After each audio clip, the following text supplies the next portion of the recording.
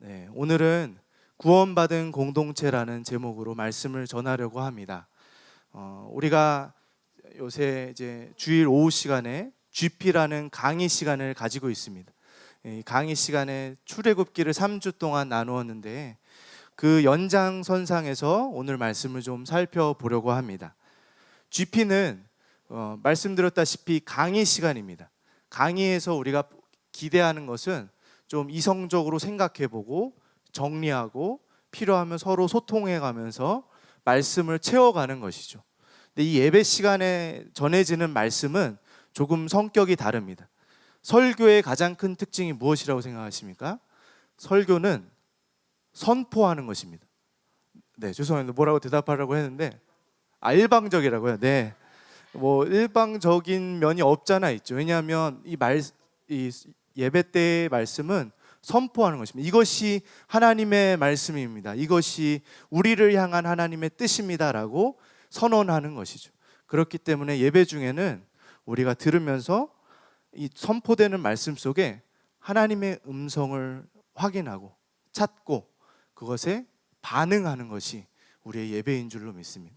그래서 그러한 시간으로 우리 출애굽기를 다시 한번 지나간 시간들을 조금 되돌아볼 텐데, 제가 말씀을 준비하면서 이 주제로 이렇게 지금껏 했던 출애굽기 말씀을 되돌아봐야지라고 생각했고 준비하다 보니까 이게 익숙한 겁니다. 그래서 생각을 해보니까 저희 목회자들이 정식 창립하기 전에 하나 둘 셋이라는 말씀 영상 사역을 온라인에서 했었는데, 그때 3번에 걸쳐서 출애굽기 말씀을 전한 적이 있습니다. 돌아가면서 뭐 광수 목사님 한 주, 권수 목사님 한 주, 저 한 주 해서 5분짜리로 3번에 출애굽기의 내용을 졸여서 3번 만에 5분 동안 출애굽기를 다 전한 적이 있습니다. 네, 그때 내용이 오늘의 내용과 일맥상통한다는 것을 생각하고 다시 한번 확인하고 저희 그 자체 복사죠, 한 번 더 보강해서 오늘 말씀을 전하게 되었습니다. 그때 제목이 약간 말장난처럼 느껴질지 모르겠지만 영어로 출애굽기가 뭐죠?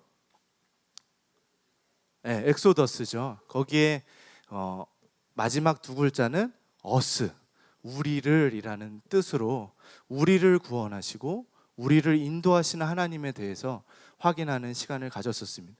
오늘도 그러한 내용으로 지금까지 저희가 출애굽기 12장까지 살펴봤거든요. 그 내용을 이 주제로 다시 한번 생각해 보았으면 좋겠습니다. 지금까지 출애굽기의 내용은 애굽 땅에서 고통받는 이스라엘 백성들의 이야기로 시작합니다. 외국 생활을 해보시면 아시겠지만 이방인으로 살아가는 것은 보통 일이 아니었는데, 또 특별히 이 이스라엘 백성은 노예처럼 살았습니다. 노예로 살았던 그들의 아픔을 하나님이 들으셨습니다. 그리고 이 신음소리에 응답하시기로 작정하셨죠. 그 하나님의 응답하심은 모세라는 한 개인을 통해 그 사람을 부르시고 보내시는 것으로 하나님의 응답이 시작됩니다. 이 모세는 생각해보면 40년은 애굽의 왕궁에서 살았던 부르주아였고, 그 다음에 40년은 도망자가 되어 광야에서 살았습니다. 이제 80세 노인이 되었습니다. 힘없고 늙은 이 모세가 하나님의 부르심에 순종하여 애굽으로 가서 바로왕 앞에서 하나님의 말씀을 전합니다. 이제 이스라엘 백성은 가서 예배드릴 것입니다. 바로가 안 돼, 절대 안 돼 라고 하며 반역하고 고집 부리기 시작하자 하나씩 차례차례로 재앙이 내려서 10번의 재앙이 내렸습니다.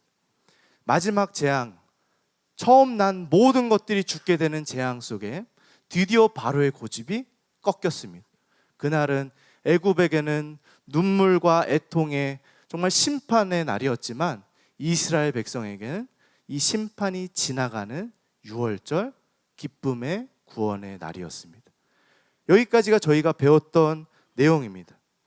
출애굽기 말씀을 통해 우리가 확인할 수 있는 내용은 하나님께서는 구원하시는 하나님이시라는 것입니다. 그분은 그분의 전지전능하심으로 하나님의 백성들의 신음소리를 들으시고 구원하시는 하나님이십니다. 이것은 구약에서는 이스라엘 민족이라는 그 사람들을 향해 정치적이고 사회적인 구원으로 보여지겠지만, 우리에겐 우리를 위해 오신 예수 그리스도를 통해 이루어진 영원하고 영적인 이 구원의 사건을 예표하는 그러한 일이었습니다. 우리의 그 구원이 이 유월절 사건과 닮아 있다는 것이죠. 우리는 이스라엘 백성처럼 죄의 종노릇하며 신음하던 존재들이었습니다.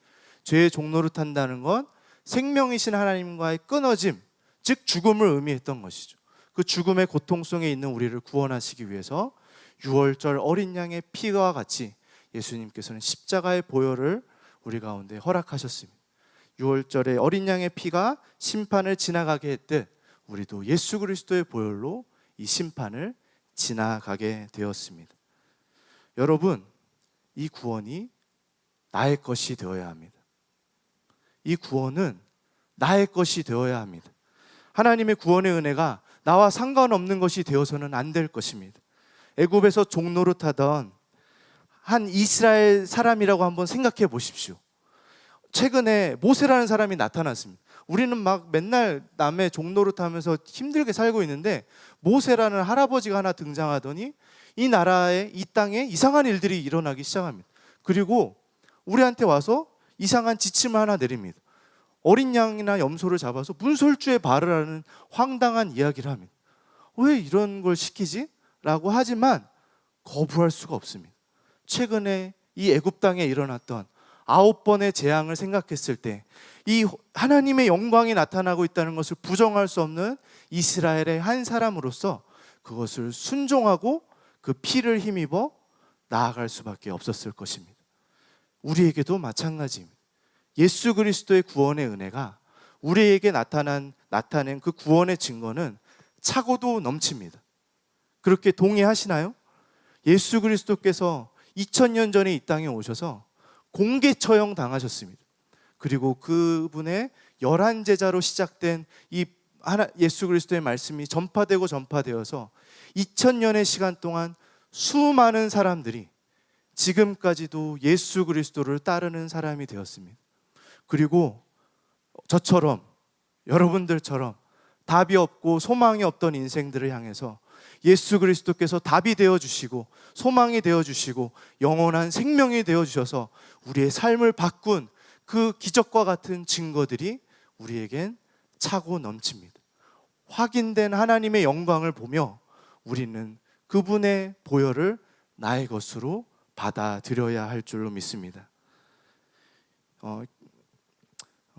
따라해 보겠습니다. 예수 그리스도의 구원의 은혜는 나의 것입니다. 아멘. 예수 그리스도의 구원의 은혜는 나의 것입니다. 이 믿음으로 이 자리에 모인 여러분들, 여기에서 그쳐서는 안 될 것입니다. 우리의 구원이 나의 것만으로 머물러 있게 하는 것은 복음의 놀라울 정도로 깎아먹는 일입니다. 복음의 이 구원의 은혜가 그저 나 하나 구원받는 것으로 그치는 것은 하나님께서 구원하신 그 일에 전체 속에 너무나도 작은 것만 붙잡고 있다는 것입니다. 모세를 부르신 하나님을 한 번 더 생각해 봅시다. 모세를 부르셨고 보내셨습니다. 하나님의 그 놀라운 구원의 뜻이 모세에게 나타났지만 그것은 모세 한 개인을 위한 것이 아니라 이스라엘 백성들, 그 하나님의 공동체를 향한 것이었습니다. 천지를 창조하신 하나님이시잖아요. 우린 창조주 하나님을 믿고 있잖아요. 그분이 지금까지도 역사를 운행하고 계신 분이시라는 걸 믿고 있습니다. 그분의 위대하고 아름다운 구원 계획은 바로 구원받은 공동체를 세워가는 데 있다는 것입니다. 아브라함을 불러 민족을 이루게 하셨고, 그리고 모세를 통해 그 민족을 구원하셨습니다.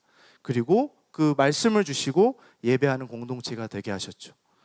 이것은 예수 그리스도의 때에는 교회를 세워가는 놀랍고 영광스러운 과정으로 나타나기 시작했습니다. 즉, 구원받은 하나님의 공동체, 우리가, 교회가 세워지는 것은 하나님의 가장 중요한 목적이라는 것입니다. 이것은 이 작고 작은 교회, 그리고 흠 많고 연약한 이 교회를 통해 우리는 지금 경험하고 배워가고 있는 것입니다. 하나님의 놀라운 위대함의 그 모든 것들을 통틀어서 그분의 목적이 이 작은 교회로 귀결된다는 것이 너무 과한 해석이라고 생각되시나요? 말씀 한번 보겠습니다. 에베소서에 우리의 구원과 교회에 대해 이렇게 말합니다. 하나 더 넘겨주시겠어요? 네, 같이 읽어보겠습니다. 시작. 이제는 전에 멀리 있던 너희가 그리스도 예수 안에서 그리스도의 피로 가까워졌느니라. 그는 우리의 화평이신지라. 둘로 하나를 만드사 원수된 것 곧 중간에 막힌 담을 자기 육체로 허시고. 하나님의 보혈로 이루어진 구원은 우리로 하여금 화평을 누리게 하였는데, 그것을 넘어서서 나처럼 나와 똑같이 구원받은 그 다른 사람과 또한 하나가 되게 하시는 그 공동체를 향해 하나님의 구원의 일은 계속해서 이루어져 가고 있습니다. 그럼에도 불구하고 이 시대의 많은 성도들은, 많은 교회는 이 구원을 제한시킵니다. 요거면 됐어 라고 제한시킵니다. 개인적인 구원으로 제한시켜요. 개인주의가 이렇게까지 발전했던 때가 역사 속에 과연 있을까요? 나 혼자 밥을 먹고, 나 혼자 놀고, 나 혼자 노래하고, 나 혼자 울고불고 하는 그런 세대, 이러한 세대가 되었죠. 이전에는 공동체 없이는 나는 없다라는 어떤 전체주의적인 그러한 세상을 살았다면, 이제는 내가 없으면 공동체 따위는 아무 의미도 없어, 상관없어, 상관 안 해 라는 시대가 되었죠. 각각의 시대는 장단점이 있습니다. 공동체 속에 개인이 한참케 여겨지는 것은 문제가 있는 거죠. 그러나 또한 지금 시대처럼 개인만 중요시해서 함께하는 것의 의미를 잃어버리는 것 또한 심각한 문제가 있는 것입니다. 그래서 자연스럽게 이 시대의 흐름처럼 교회 안에서도 개인의 구원만이 강조되기 시작합니다. 예수 믿어서 내가 구원받는 것이 가장 중요한 일이 됩니다. 예수 믿어서 내가 천국 가는 것을 위해서 예수 믿는 줄 압니다. 그래서 복음 전도할 때 우리 어떻게 합니까? 당신 천국 가려면 예수 믿으세요라고 개인의 구원에 초점 맞춘 복음 말고는 전할 내용이 없는 것이 되어버렸습니다. 개인이 말씀 묵상하는 것이 중요하고, 개인의 영성이 자라나는 것이 중요하고, 개인이 홀로 기도하고 예배하는 것이 중요하고, 개인이 자라나는 것만이 중요한 그러한 개인주의적인 신앙생활로 변해가고 있다는 것입니다. 이런 흐름은 개인이 자라나는 것을 강조하고 또 영향을 준다는 면에서 굉장히 중요하고 좋은 점을 하고 있습니다. 그러나 마치 그것이 다인 양 말해버리는 아쉬움이 있다는 것이죠. 그렇게 돼서 문제가 또 하나 있습니다.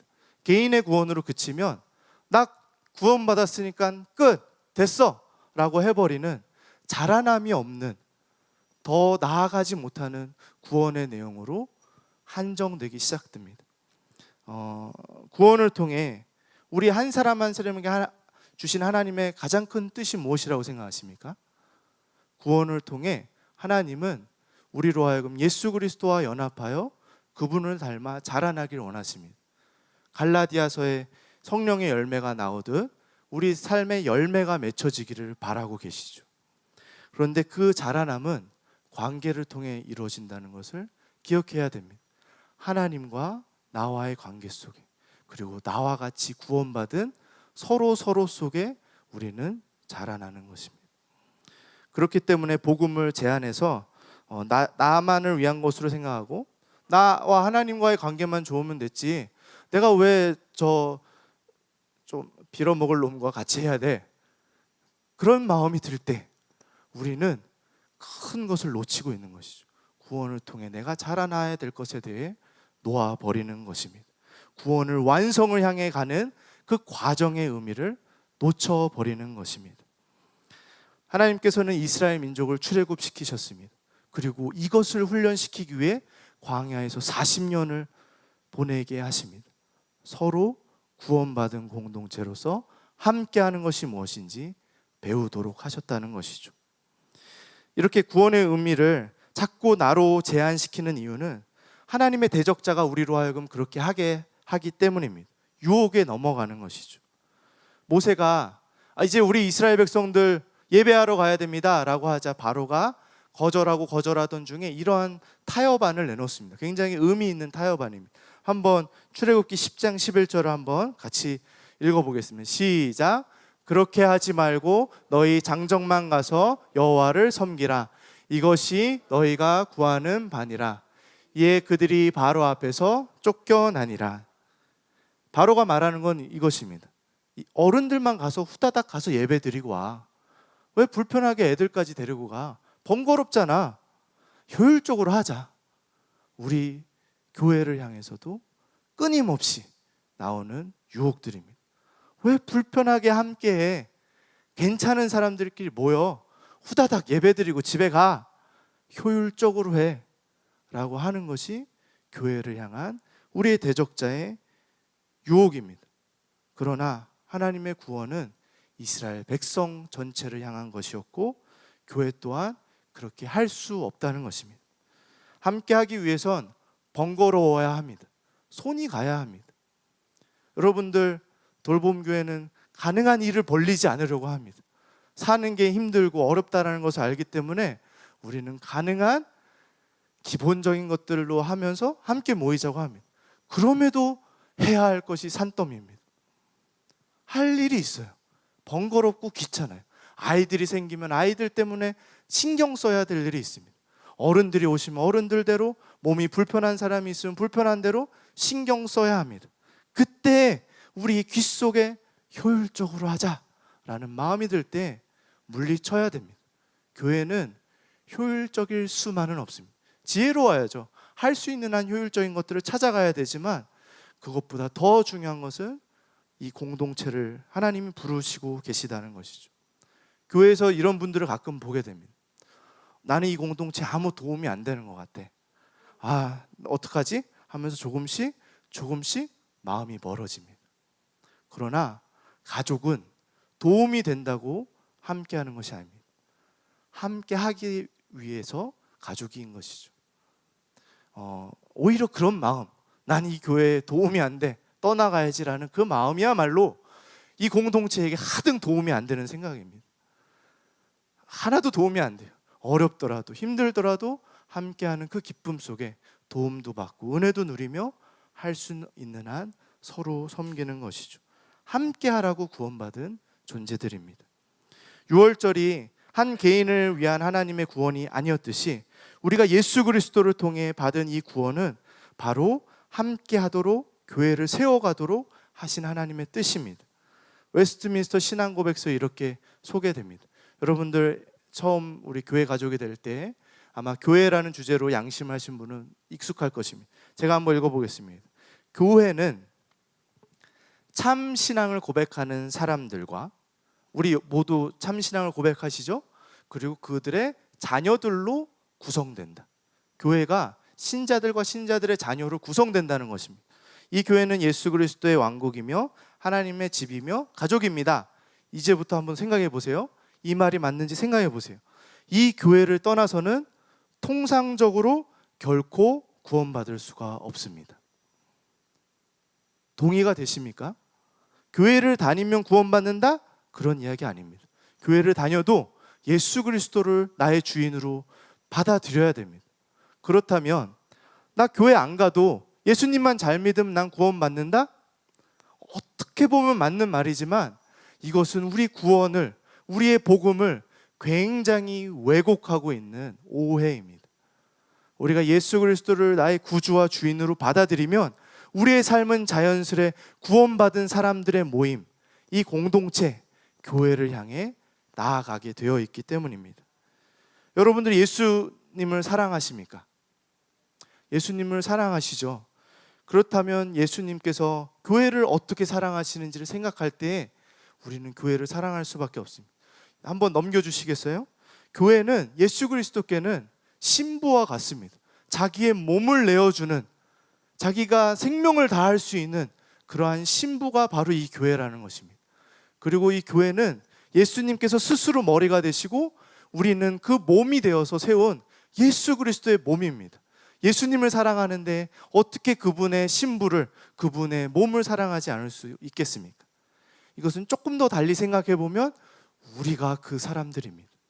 우리가 그 사랑을 받는 그리스도의 신부이며, 우리가 감히 맨날 죄 짓고 하나님 반역하기만 하는 나라는 인생이 거룩한 예수 그리스도의 몸으로 부름받아서 그분의 영광스러운 사랑을 받는 존재들이 바로 나라는 것입니다.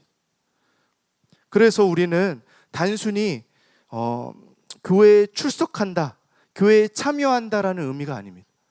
우리는 이 교회라는 몸뚱아리의 손이고 발이 되는 것입니다. 손이 아프면 발이 아파야 돼요. 감기가 걸리면 온몸이 몸살을 앓아야 됩니다. 몸이 회복되기 시작하면 뼈 마디마디 서로서로가 상생하며 살아나야 됩니다. 그것이 우리가 교회의 몸된 지체라는 것의 의미인 것입니다. 단순히 모이는 것에 관한 것이 아닙니다. 여러분들 최근에 시작한 예능이 하나 있습니다. 알쓸신잡이라고 합니다. 알아두면 쓸데없는 신비한 잡학사전. 좀 똑똑하다는 사람들이 모여서 알아두면 쓸데없는 굉장히 신비로운 이야기들을 많이 합니다. 자신의 지식을 자랑하는 것이죠. 이 사람들이 통영에 갔습니다. 근데 통영이 한때 잘 나갔을 때 수많은 문학의 인사들을 배출했다고 합니다. 대표적으로 박경리, 대하소설 토지를 쓴 그러한 분들처럼 그 시대가 유독 수많은 문학의 인사들이 나왔는데 왜 그랬을까라고 생각해 보면서 또 질문이 이어지더니, 왜 사람들은 미련하게 이렇게 모여서 지낼까? 땅이 이렇게 많은데 왜 잘 나가는 곳에 사람들은 몰려들까라는 생각을 해보기 시작합니다. 그런데 거기서 과학자가 그러더라고요. 과학적으로 증명이 되었답니다. 사람들이 모일 때 거기에 엄청난 다이내믹이 생기면서 서로 교류하면서 실제로 창의성이 증진한다는 것입니다. 그게 과학적으로 증명이 되었다, 이런 알아두면 쓸데없는 이야기를 합니다. 네. 그런데 교회는 단순히 모여서 이 네트워크의 힘을 누리는 것, 내 이익을 채우는 것을 위해 모이는 것으로 그 내용을 다 이해하시면 안 됩니다. 우리는 이곳에서 공동체의 유익을 누릴 것입니다. 함께해서 유익을 누려요. 서로 어려울 때 도움이 된단 말입니다. 그러나 그것만을 위한 것이 아니라 머리 대신 예수 그리스도께서 부르시기에 우리는 이 몸으로서 함께 하고 있는 것입니다. 부르심에 응답하여 공동체가 되는 것입니다. 참여한다, 출석한다, 그게 아니라 공동체가 되는 것이죠.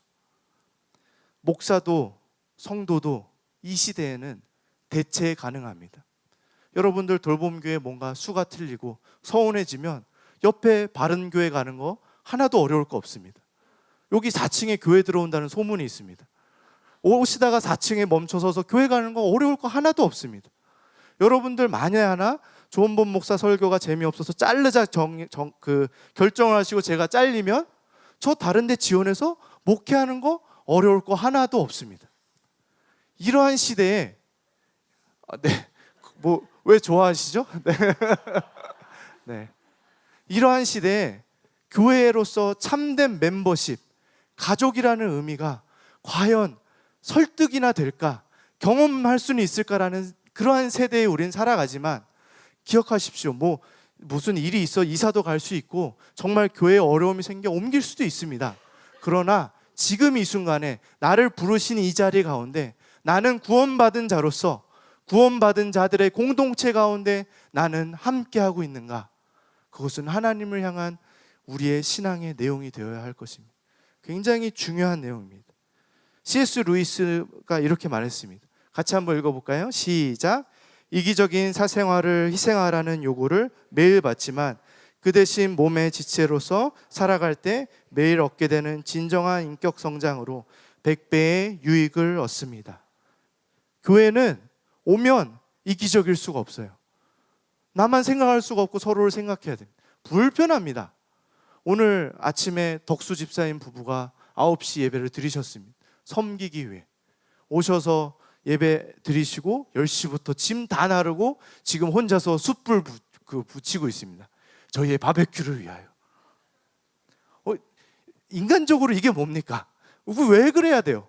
그럴 이유가 있습니까? 그러나 공동체를 위해 배우고 자라나고 계신 건, 저는 덕수 집사님 우리 교회에서 오늘은 제일 많이 성장하신 분이라고 생각합니다. 다 그렇죠. 여기 계신 분들 한 분 한 분의 참여 속에 희생하지 않을 수 있겠습니까? 그러나 이 안에서 우리가 지금 이 순간에 누리는 현재적 구원의 모습이 숨겨져 있는 것입니다. 이해가 되십니까?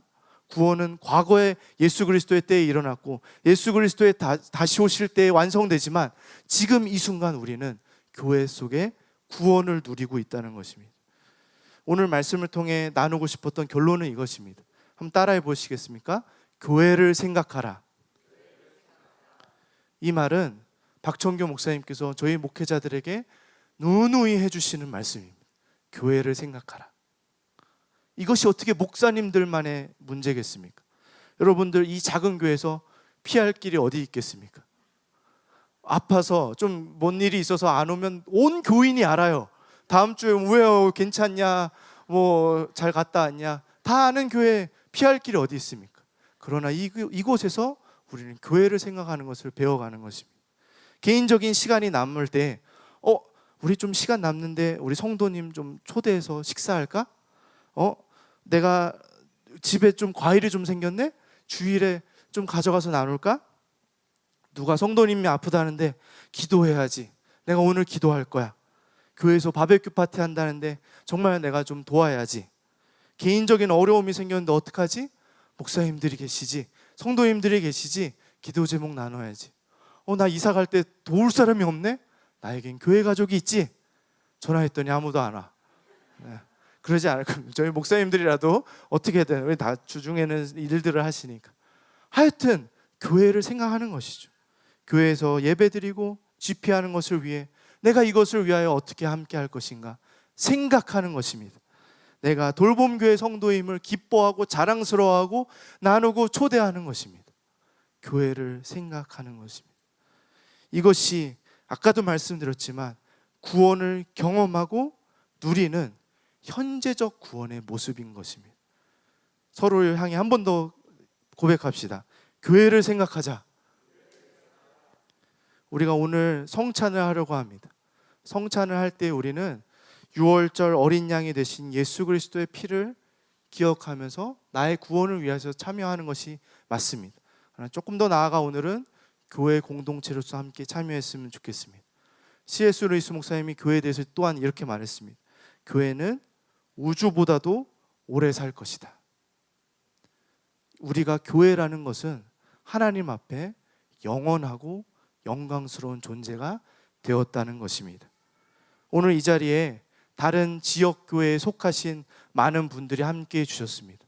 그러나 큰 의미에서 하나님의 그 교회라는 의미에서 우리는 한 성도들이고 한 가족들입니다. 그리고 사실 이분들이 우리 돌봄교회를 위하여 얼마나 많이 기도하고 계신지 생각해 보면 더 그렇죠. 그리고 또한 다른 지역교회 속에서 그 지역교회에서 그 하나님의 교회가 된다는 것이 무엇인지 경험하고 계시다면 누구든 오늘의 성찬에 함께 참여할 수 있는 것입니다. 오늘 성찬을 통해 그 예수 그리스도의 그 구원의 은혜, 나로부터 시작하여 나를 구원하여 구원받은 공동체로 부르시는 그 예수 그리스도의 은혜를 함께 생각하며 피 한 방울 섞이지 않은 우리가 서로를 향해 형제요 자매요 가족이라고 부르는 이 놀라운 기적을 기억하며 묵상하며 함께 참여하도록 하겠습니다.